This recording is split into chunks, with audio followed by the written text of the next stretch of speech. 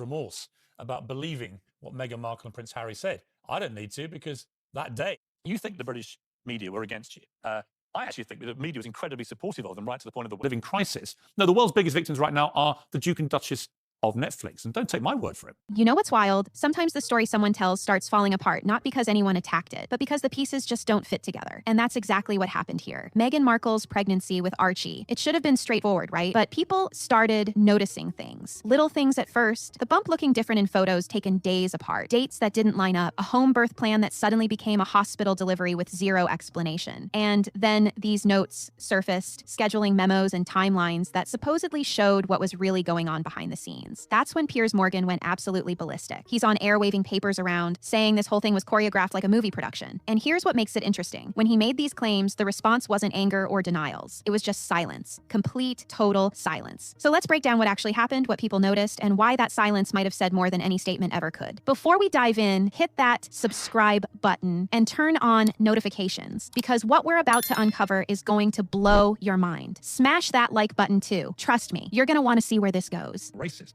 Nothing I thought about Meghan Markle was driven by anything to do with her race or skin color. Why would it be?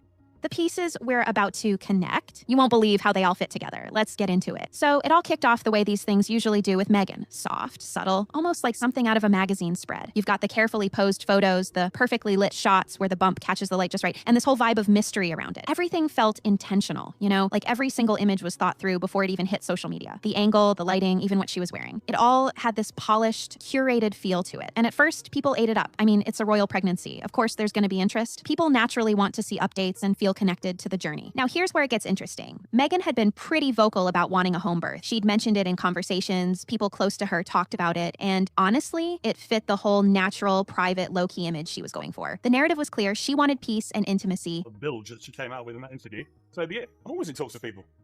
I think I only talked to you guys.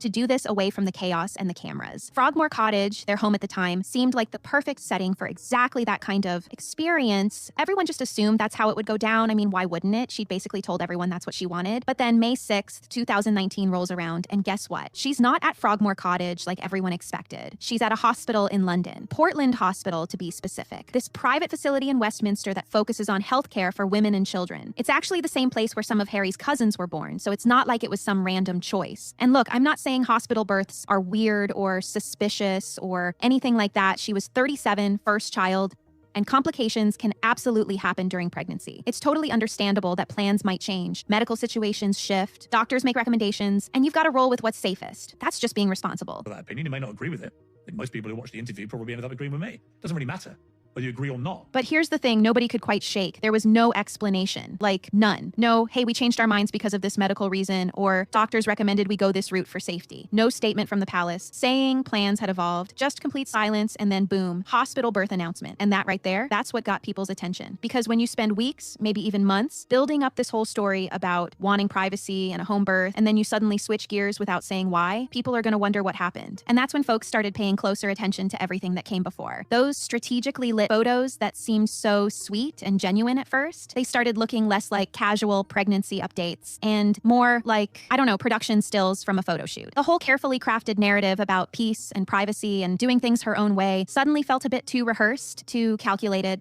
Piers Morgan is slamming Meghan Markle yet again following her win in her case against Associated Newspapers. The controversial People began scrolling back through timelines, pulling up photos from different weeks and months, comparing them side by side. And that's when things got really interesting. Because once you start looking at those images with a more critical eye, you notice stuff. The bump looks high in one photo, lower in another, taken just days later. Sometimes it seems really prominent, and other times it's barely visible, even though the dates don't suggest that big a difference. Now, sure, clothing makes a difference. Posture makes a difference. Camera angles absolutely make a difference. But when you're looking at dozens of photos over several months and the inconsistencies keep piling up, it starts feeling like more than just wardrobe choices. And here's what really got people talking.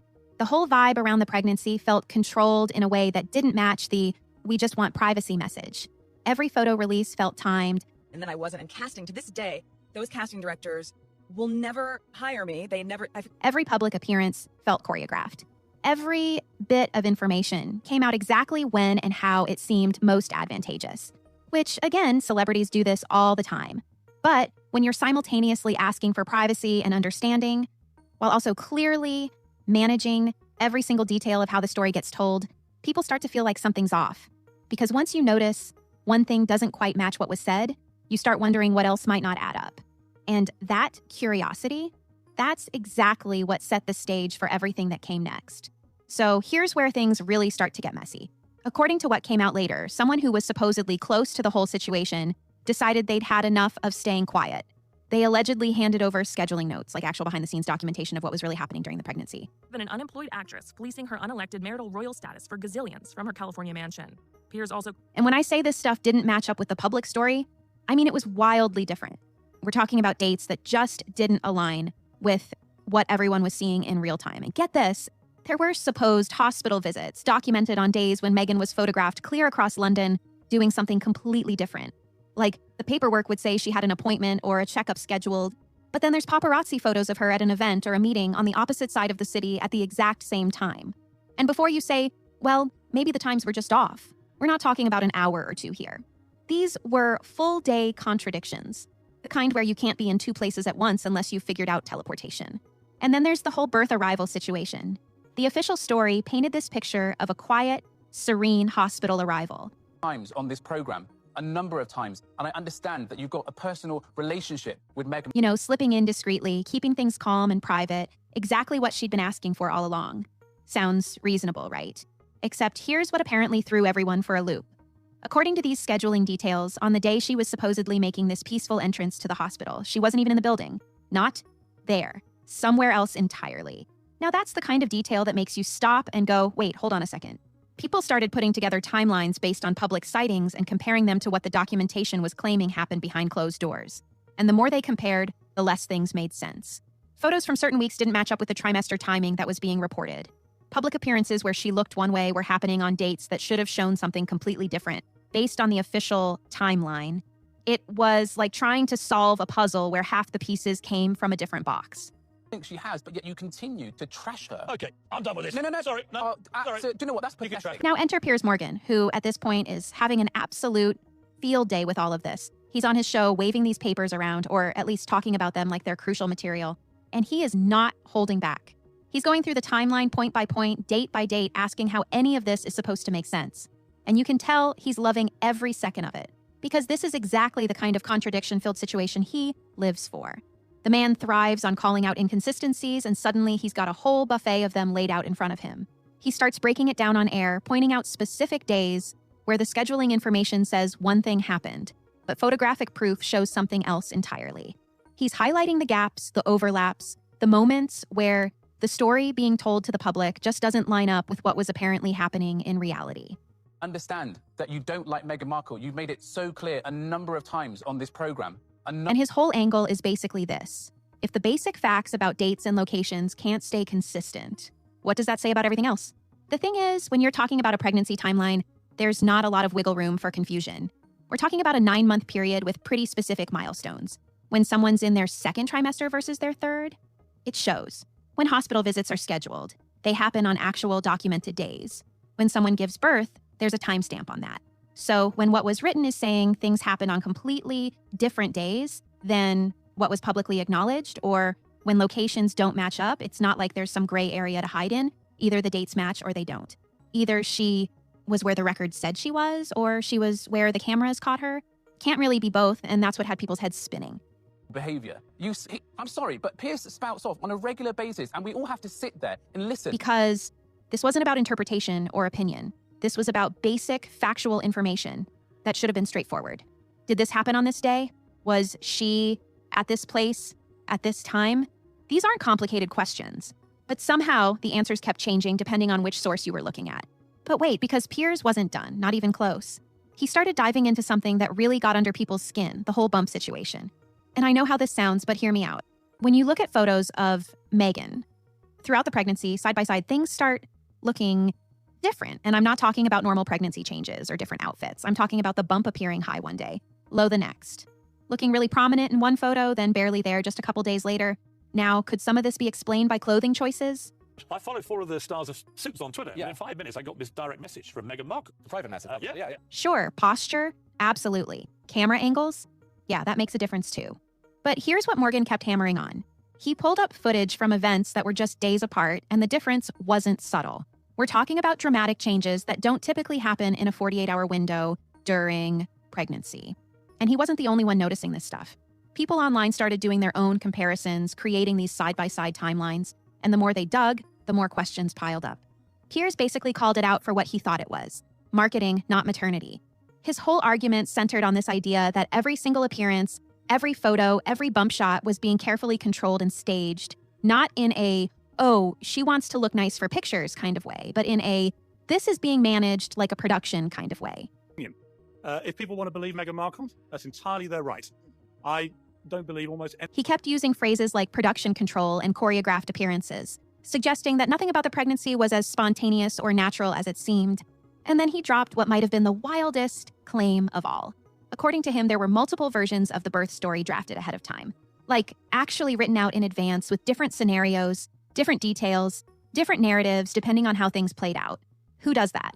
That's what he kept asking. Who pre-writes their birth announcement with multiple variations, unless they're planning to control exactly how the story gets told? Now think about that for a second. Most people, when they have a baby, the announcement is pretty straightforward.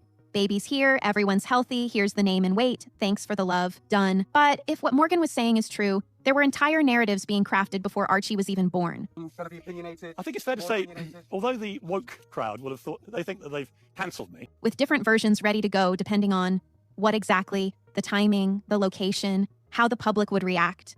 It's the kind of detail that makes the whole thing feel less like a family moment and more like a strategic rollout. He kept pushing this angle that optics were the priority.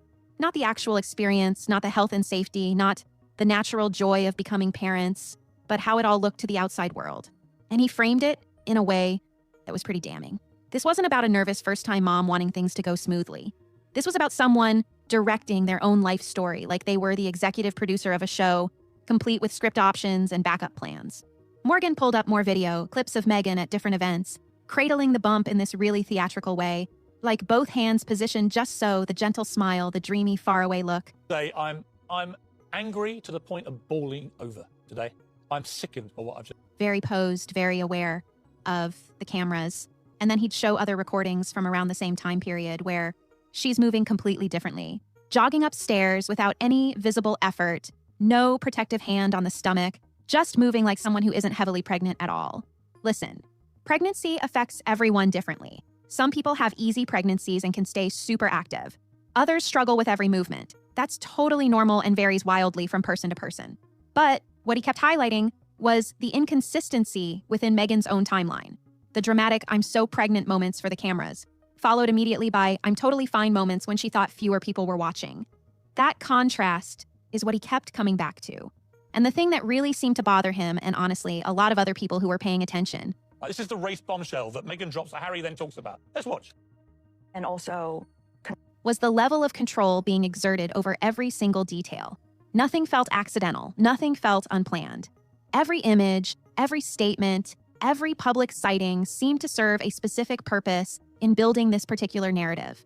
And when you start to see it that way, it's hard to unsee it. Now let's talk about the palace staff situation, because this is where things get really interesting from a completely different angle. Meghan had made some pretty serious claims about how she was treated during her pregnancy by the people working at the palace. The account she gave was one of coldness, dismissiveness, and sometimes downright cruel behavior from staff members. She painted this picture of being isolated, unsupported, and basically left to figure everything out on her own while dealing with the pressures of royal life and a first pregnancy. Professional. We had 2 hours in the pub. She had a couple of dirty martinis, had a couple of pints. We got on brilliantly. And then... Heavy stuff, right? And naturally, people felt sympathetic because nobody wants to imagine a pregnant woman being treated poorly. But then these memos started surfacing, again, from insiders who had access to the actual scheduling and staff communications from that time period. And what they reportedly showed was a completely different version of events. Like, night and day different. According to what was written in these internal documents, staff were actually instructed to accommodate every single request Meghan made without any delay, no matter how unusual or inconvenient the timing might have been. We're not talking about reasonable accommodations here. We're talking about bending over backwards to fulfill whatever she needed whenever she needed it. One of the things that came out was that That is my experience of all of this. Right. And by the way, I completely respect that, right? And that's why I wanted to get... multiple staff members were working double shifts just to keep up with unscheduled wardrobe demands. Think about that for a second. People pulling extra hours, rearranging their own lives and schedules, all to handle clothing requests that weren't even planned in advance. That doesn't exactly sound like a cold, dismissive workplace environment. That sounds like people trying really hard to make someone happy, even when it meant going way beyond their normal duties. And here's where it gets even more complicated. There were documented instances where Meghan refused to attend certain meetings or events, but then later claimed she'd been excluded from them, like she'd decline the invitation or say she wasn't available. But the narrative that got told publicly was that she wasn't being included in important discussions. The paperwork supposedly showed clear records of invitations extended. Observation that I happen to be one of those An people. interesting observation, but I do feel right, can I in finish this the sentence, situation please? that you are struggling to... Schedules offered and Meghan choosing not to participate. But somehow the public version became, they shut me out. Piers absolutely went to town on this stuff. He's reading these communications on air, his voice dripping with disbelief at the contrast between what Meghan claimed and what the internal records appeared to show. He reads one line about staff being told to accommodate requests without question. Then another about the double shifts for wardrobe changes. Then another about declined meetings being spun as exclusions. And with each one, he's building this case that what was being said about mistreatment just doesn't hold water when you look at what was actually happening behind the scenes. His whole point became this: she wasn't being oppressed by the palace system. If anything, the palace was bending itself into knots trying to keep her satisfied. What racist thing have I ever said about Meghan Markle? I'm curious. I felt like your attacking of Meghan Markle was racially biased. Oh, you felt like... And when that didn't work, or when she made choices that didn't fit the narrative she wanted to tell later, things just got rewritten to make her the victim anyway. It's a pretty harsh accusation when you lay it out like that, but he wasn't pulling back at all. He was all in on this theory that the reality and what was being told to the public were two completely different things. What made this particularly damaging was the specificity of it. These weren't vague claims about feeling unwelcome or sensing tension. These were documented communications, time-stamped records, actual documentation of interactions between Meghan and palace staff. The kind of stuff that's a lot harder to dispute than feelings or impressions. Either these documents existed and said what people claimed they said, or they didn't. Either staff were working overtime to accommodate her, Meghan Markle. You need to be accountable for your impact and your power. Oh, I stand by everything I say. You have a big influence, and you're trying to play a victim. I stand... or they weren't. Either she declined those meetings, or she was actually excluded. There's not a lot of middle ground when you're talking about documented communications. And the public started to shift a bit on this. People who'd been fully in Meghan's corner began questioning whether maybe things weren't as black and white as they'd seemed. The sympathetic account of a woman struggling alone against a cold institution started to crack when faced with the possibility that maybe the institution was actually trying really hard to help. And maybe some of the isolation was self-imposed or at least exaggerated for effect. So, after all of this came out, the timeline issues, the bump questions, the staff memo contradictions, you'd expect some kind of response, right? I mean, this is Meghan Markle we're talking about. The woman who's never been shy about defending herself or setting the record straight when she feels misrepresented. But here's the wild part. Nothing. Absolute radio silence. No statement from her team. We then started emailing each other. She then brought in Rick Hoffman, who plays Lewis Litt in Suits. He came on my show here, Good Morning Britain. We sent... No carefully worded reply through a spokesperson. No strategically timed paparazzi shots showing her looking unbothered while grabbing coffee. Just complete quiet. And honestly, that silence hit different, because Meghan has historically been pretty quick to push back when she feels attacked or mischaracterized. There's been public statements, carefully crafted Instagram posts, whole interview segments dedicated to addressing criticism. So when all these claims start flying around about her pregnancy timeline not adding up, about the staff being overworked to accommodate her, about the bump looking inconsistent, and she says nothing, folks noticed. They really noticed. Piers Morgan definitely noticed. He made a whole thing out of pointing this out on his show. He's sitting there going, where's the response? Where's the correction? Where's the usual playbook? And he had a point that got the public thinking. When someone's built a reputation for speaking out and controlling their narrative. What do you think of Meghan Markle, his bride? Again, you share a lot in common. We do, yeah. We both refer him as H. Sudden silence feels significant.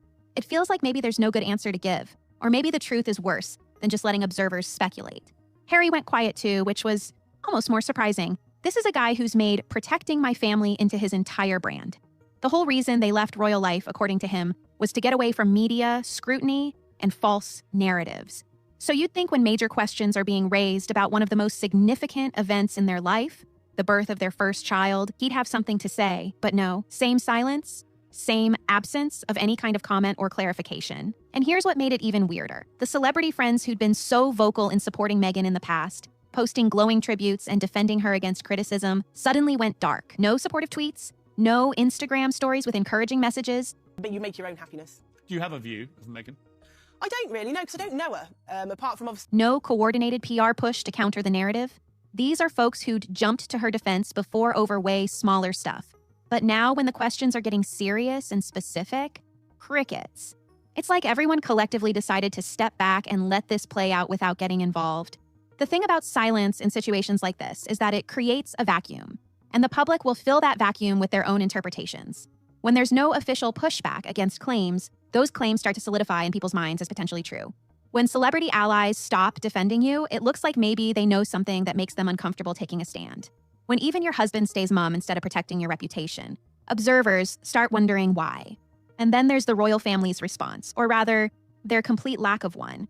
And also concerns and conversations about how dark his skin might be when he's born. No statements from the palace, no recollections may vary type diplomatic language, nothing.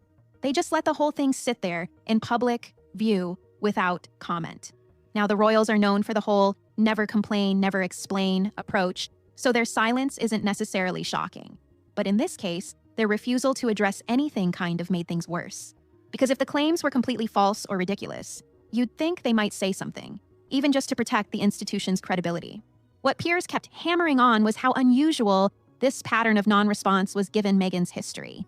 He pointed out instance after instance where she'd addressed criticism, defended herself, or had her team push back against negative coverage. Magazine article she didn't like? Immediate reply. Unflattering story, pushback through sources. Suggested a royal family member questioned how dark their baby's skin might be. Piers Morgan challenged But this massive questioning of her pregnancy narrative with all these specific details and documentation claims, nothing. Zero. And the more time that passed without any kind of statement, the worse it looked. Supporters who'd been defending her started getting uncomfortable with the silence. You could see it online, in comment sections, on social media. Former allies saying things like, "I wish she'd just address this," or, "The silence is making me question things." Because at a certain point, not responding becomes its own kind of answer, and that answer doesn't look great.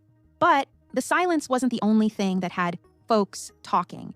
Piers started pulling out video clips and putting them side by side, and man, once you see these comparisons, they stick with you. An invidious position to find myself. But no, but to me, it raised a few alarm bells that she was prepared to just cut people. He showed recordings of Meghan talking in interviews about how intense her morning sickness was, describing it like she could barely get out of bed some days, really painting this picture of struggling through the early months, feeling miserable, needing constant rest.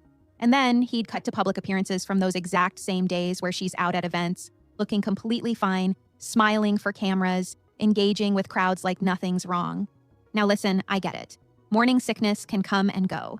Some days are worse than others. You might feel terrible in the morning and better by afternoon.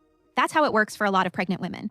But what Morgan kept highlighting wasn't just the difference between feeling sick and looking fine. It was the dramatic contrast between the story being told in interviews.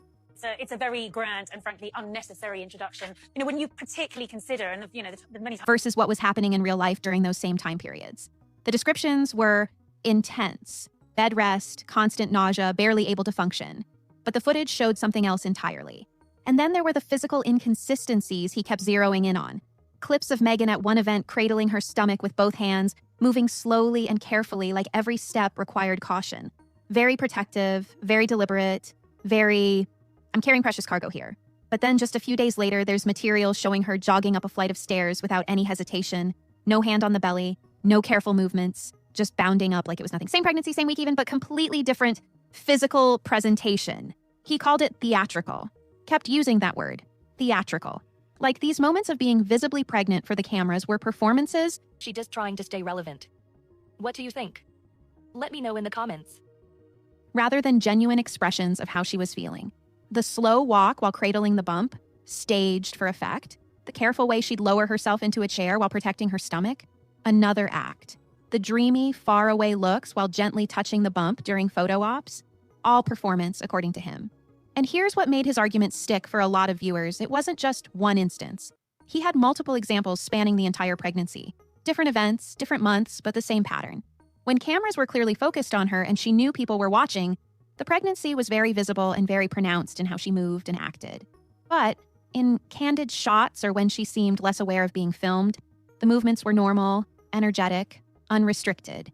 He pulled up that famous Oprah interview too, and this is where he really Piers Morgan exposes Meghan Markle's biggest royal lies. He reminded everyone that Meghan once told Oprah the royal family was dug in. The way Meghan spoke about her pregnancy experiences during that conversation. The pauses, the vulnerable buildups, the perfectly timed moments of raw feeling. Piers froze the frame at certain points, highlighting her facial expressions, the way she'd pause before delivering a heavy line, how the tears would well up but never quite fall. His whole thing was that it felt rehearsed, like she'd practiced exactly how to deliver each beat for maximum impact. Now that's a harsh critique, right? Accusing someone of rehearsing their vulnerable moments.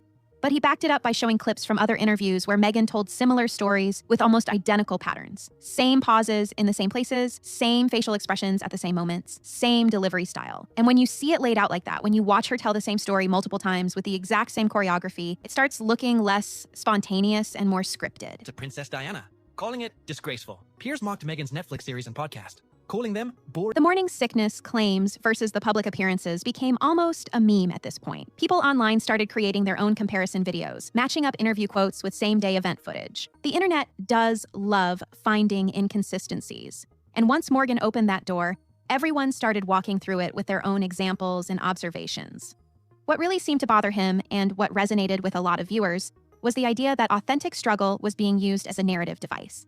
That real challenges pregnant women face were being exaggerated or timed for dramatic effect, rather than just being lived honestly. Because if you're actually struggling, you're struggling whether cameras are on you or not. The symptoms don't turn on and off based on who's watching. And that's the inconsistency he kept coming back to. Imagine I'm 90 years old, and I got a choice, right? I, in the afternoon, they said, look, Janet Street Porter's going to come around and read you Russian poems, right? Now here's where everything kind of crystallizes into the bigger picture. Because Piers wasn't just pointing out inconsistencies for the sake of drama or attention. His whole argument shifted into something deeper. The idea that motherhood itself was being used as a tool, a way to control the narrative and shut down any questions or criticism. And that's a pretty bold claim to make. But he laid out his reasoning in a way that at least made people think about it differently. His theory went like this. By making her maternity journey such a central, visible, emotionally charged part of her public image, Meghan created a kind of shield. Who wants to question a pregnant woman? Who wants to criticize a new mom? It's one of those things where culturally we're trained to be gentle, supportive, understanding. And according to Morgan, that protective instinct is exactly what was being counted on. Make motherhood the centerpiece, and suddenly any criticism of them who aren't great. I think you, though, Robert, have a really good point as well. She was here 2 minutes. Yeah. People have done 7. Inconsistencies or questionable behavior gets framed as attacking a vulnerable mother. Look at how the account played out publicly. Whenever tough questions came up about anything, the timeline, the spending, the staff treatment, the palace dynamics, the response often circled back to she was pregnant or she's a new mother going through so much. It became this catch-all explanation that was supposed to make everything else off limits for examination. And he kept pointing out how effective that strategy was, at least initially. Because, yeah, people naturally want to give expecting mothers and new moms grace and understanding. But then he'd bring up Harry's role in all of this, and that's where things got really complicated. Harry had spent years building this image of himself as the protective husband. I was presenting a show called Good Morning Britain in Britain, which was the big morning show over there. And you had the guy who learned from his mother's tragedy and was determined not to let history repeat itself. Every interview, every statement, it all came back to protecting his family from the same forces that he believes destroyed his mom. Noble, right? Except Piers started questioning whether that protection was based on genuine threats or manufactured tales. The scheduling notes reportedly showed Harry giving staff contradictory instructions about how to handle communications around the pregnancy. Tell people this on Monday. Actually, don't mention that on Tuesday. Make sure the timeline reflects this version on Wednesday. According to what came out, there wasn't consistency in what he was telling people behind the scenes versus what was being presented publicly. And Morgan hammered on this point. If you're protecting your wife from genuine mistreatment, your story stays straight. But if you're helping construct a narrative... If he had done that, he would have broken the law and would now be in prison. So that I know is untrue. Contradictions slip through. That's when he dropped the line that really got people talking. Either she wasn't fully honest with Harry about everything, or they were both in on crafting this version of events together. It's a brutal thing to suggest that this wasn't just one person struggling with palace life and expecting a baby, but potentially two people actively working together to build a specific public image that didn't match private reality. Partnership in creating the narrative, he called it. And honestly, once he framed it that way, a lot of other things started clicking into place for observers. The coordinated timing of announcements, the way details would shift slightly each time they were retold, The selective information that painted them as victims while leaving out context that might complicate that picture. The strategic deployment of the motherhood angle whenever criticism mounted. Let's watch. It's odd, though, because you were comfortable about sharing everything else in that interview, but you're prepared to let that bombshell just lie. It all started looking less random and more calculated. What made this particularly hard to shake off was how the palace's lack of response fit into the whole thing. The royal family didn't rush to defend Meghan against these specific claims about inconsistencies and documentation. They didn't issue corrections or set records straight. They just let it sit there. And Piers kept asking why. If your family member is being falsely accused of faking or exaggerating their maternity experience, wouldn't you say something? Wouldn't you protect them from that kind of accusation? The staying quiet from the palace, combined with Meghan and Harry not speaking up, combined with the celebrity allies backing away, it all created this sense that maybe there wasn't a good defense to offer, that maybe the inconsistencies were real, the documentation was accurate, and the tale that had been sold to the public really was a carefully constructed version of events. Harry and Meghan, the Duke and Duchess, of gaslighting themselves. The entire show is a cynical attempt to manipulate viewers. Rather than the unfiltered truth. And once that doubt takes root, it spreads to everything else they've said and done. So where does all of this leave us? Well, that's what everyone's been asking since Piers dropped that line that went absolutely viral. If this doesn't add up, what else doesn't? And honestly, that's what sticks with you after looking at all these pieces. Because this whole situation wasn't about the media attacking Meghan or the palace trying to destroy her reputation. The cracks in the narrative came from within, from the inconsistencies that observers noticed when they started paying closer attention. Think about how this unfolded. It started with simple observations, a home birth plan that became a hospital delivery without explanation, photos where the bump looked different from week to week in ways that seemed unusual, public appearances that... And royal traitors. In his fiery takedown, Piers claimed the couple's Netflix series was nothing... didn't match up with claims about how difficult things were. None of that came from palace leaks or coordinated hit pieces. That came from folks just comparing what was being said to what they could see with their own eyes. Then the scheduling notes surfaced, allegedly showing a completely different version of what was happening behind the scenes. Staff working overtime to accommodate requests while the public account was about being unsupported and isolated. Hospital visits documented on days when she was photographed somewhere else entirely. Multiple versions of the birth announcement drafted in advance. And through it all, the timeline that just wouldn't stay consistent no matter how many times it got retold. What makes this so compelling or troubling, depending on how you look at it, is that these aren't matters of interpretation. Did you ever think, is this going to hurt this person on it? She said that two people at the... We're not talking about whether someone felt welcomed or whether the palace culture was warm enough. We're talking about dates, locations, documented communications, and photographic evidence. Either the dates match or they don't. Either she was where the records say she was, or she wasn't. Either the staff memos exist and say what people claim they say, or they're fabricated.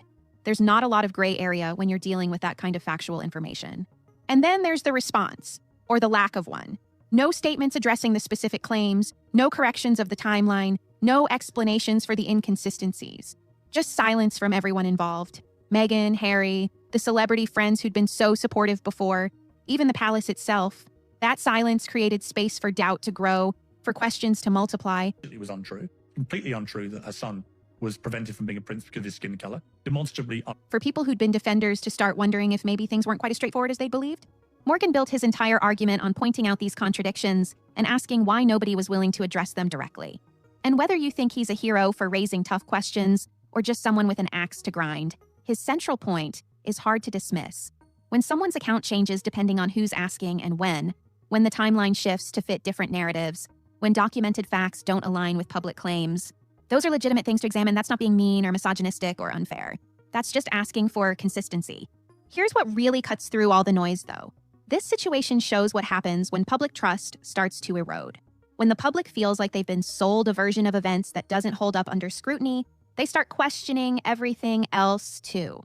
They're struggling to get this thing out of the starting blocks. No podcasts are even expected anytime this year and not until 2020. The Oprah interview claims, the statements about palace treatment, the whole narrative about being driven out by cruel circumstances. Once the foundation cracks in one area, observers naturally wonder what else might not be as presented. And that's the real damage here, isn't it? It's not just about pregnancy timelines or bump photos or scheduling memos. It's about credibility. Once you lose that, once people start viewing everything you say through a lens of skepticism instead of sympathy, it's incredibly hard to get it back. Every future statement gets examined more critically. Every new claim gets compared to past inconsistencies. The benefit of the doubt disappears. The whole situation also raises bigger questions about how we consume celebrity narratives in general.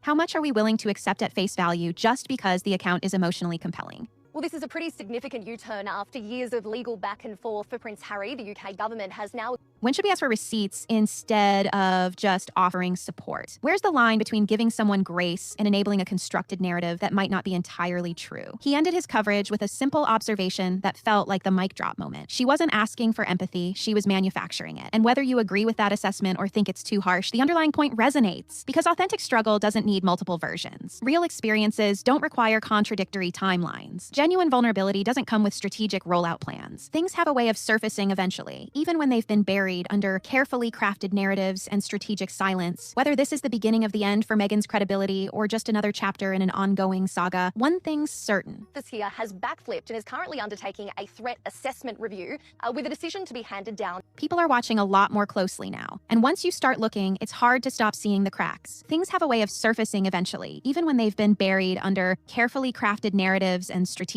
silence. Whether this is the beginning of the end for Meghan's credibility or just another chapter in an ongoing saga, one thing's certain. People are watching a lot more closely now. And once you start looking, it's hard to stop seeing the cracks. So what do you think? Does Piers have a point, or is this whole thing blown way out of proportion? Drop your thoughts in the comments below. I actually read them, and I want to know where you stand on this. And if you made it this far, go ahead and hit that like button. It helps more than you'd think. Don't forget to subscribe and turn on notifications, because we're diving into more stories like this. The ones where things don't quite add up the way they're supposed to. Trust me, you won't want to miss what's coming next. I'll catch you in the next one.